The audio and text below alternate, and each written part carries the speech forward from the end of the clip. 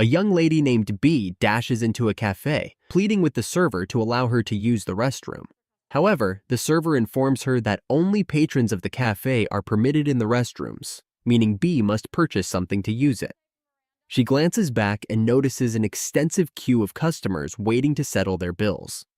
Bea is pleading with the server for restroom access. At the same time, a man named Ben observes the situation and intervenes, acting as if he is Bea's spouse, claiming she's entitled to use the restroom since he has purchased a drink.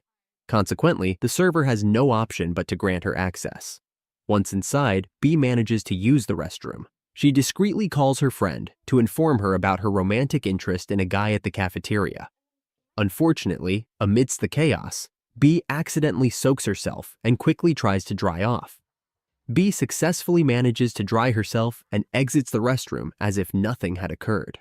She thanks Ben for his assistance and bids him farewell, but as they depart, Ben notices toilet paper stuck to Bea's shoes, alerting him to the situation. They had an amazing time exploring together, and their bond was so strong that Ben invited her over for a spontaneous dinner. That evening, they were incredibly close. Bea opened up about her job insecurities, and Ben shared his secret about the broken item on his shelf. Ben confessed that his mom had given it to him, believing in its repairability regardless of its condition. They were really clicking and ended up dozing off on the couch, but nothing went wrong. The following day, she woke up and decided to sneak out of the apartment without saying goodbye. Ben became extremely upset upon realizing Bea had left. She made a call to her sister Ollie on her way out, revealing their fun night together and the encounter with a charming guy. Bea's sister advised her, "You shouldn't have left without saying goodbye. You should come back to Ben's and spend the rest of the day with him." Bea returned to Ben's place, but was taken aback to find him and his friend Peter discussing Bea's perceived clumsiness and lack of interest. Upon hearing this, Bea was utterly devastated and left feeling heartbroken. 6 months later, Ben and his friend Peter went to a club. It was there that Ben met Claudia, who was with Ollie, Bea's sister. Bea was at the club and was shocked to see Ben after 6 months.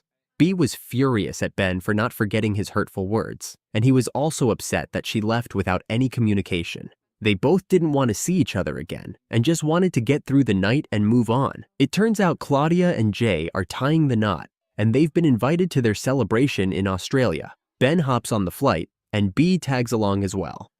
While Ben is relaxing, Bea tries to grab a cookie but ends up wedged in her seat. She attempts various maneuvers and luckily manages to get out without waking Ben. Upon arrival in Australia, they're welcomed by someone who informs them they'll all be sharing a house, which irks Ben and Bea. Ben is in for a surprise when he discovers his ex-girlfriend Margaret will be joining them. Now, he's tasked with managing her presence. Meanwhile, Bea has to keep her cool with her parents, who are urging her to reconcile with Jonathan, a man from her youth. Bea is likely feeling extremely uncomfortable in this situation. That evening, Ben and Bea engage in some playful bickering over a firework, which unexpectedly explodes, nearly causing havoc. Claudia and Jay are keen to salvage their wedding day and attempt to smooth things over to prevent further conflict. Bea is taken aback to see her parents bring her ex-boyfriend, Jonathan, hoping to reconcile them. This is a setback for Bea, who has made it clear she's moved on. She instructs Ben to pretend they're still together to deflect attention from her and her ex, believing it could also benefit Ben. Because Margaret could become envious and begin to like him once more, they all decide to play along, becoming overly affectionate to grab attention and flaunt their affection. Upon Ben's return, he instructs Bea's father on how to swim, which brings immense joy and appreciation to the girl. And to add to the complexity, Bea uses this opportunity to persuade her parents that she's genuinely in a relationship with Ben, thereby softening their stance on her previous partner. The parents are pleased with Bea's interaction with her ex and their positive relationship. At the same time, Margaret, who is Ben's previous partner, visits and begins to flirt with him out of jealousy towards Bea. Ben, with his wit, informs Bea that their scheme is working, which prompts our lead character to soothe him, sensing his anxiety, and they devise a fresh strategy to maintain Margaret's jealousy.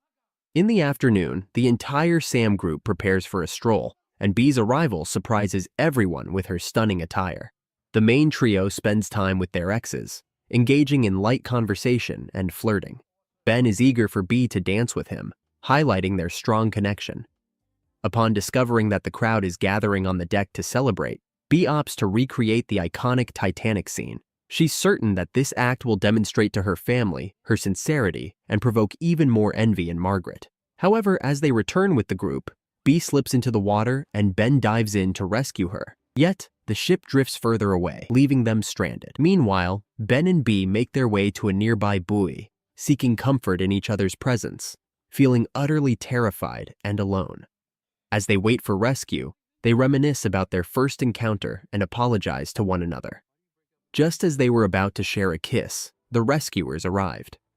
Ben is terrified of heights, but Bea calms him down by singing his favorite song from PL Travels, which eases his anxiety and helps him forget about his fear. The Sigma Bros return home, unable to hide their growing feelings for each other.